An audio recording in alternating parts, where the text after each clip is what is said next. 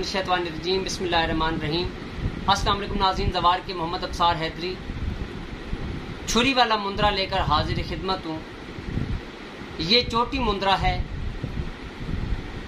दुश्मन का तसव्वुर रख के कच्ची ज़मीन के ऊपर आपने क्रॉस का निशान लगाना है, ज़रब का निशान लगाना है। दुश्मन का तसव्वुर रखने के बाद आपने ये कहना है कि दुश्मन मेरा बिल्कुल सामने है और मैं उसके ऊपर क्रॉस लगा रहा हूँ।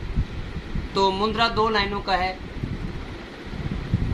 अल्लाह मेरा बादशाह, मोहम्मद है वजीर, मौला अमीर मेरा पीर, दुश्मन दे कड्डे चीर, चले मुत्ताहर कलंदर शहनशाह दे मलंग दी, चले मुत्ताहर कलंदर शहनशाह दे मलंग दी।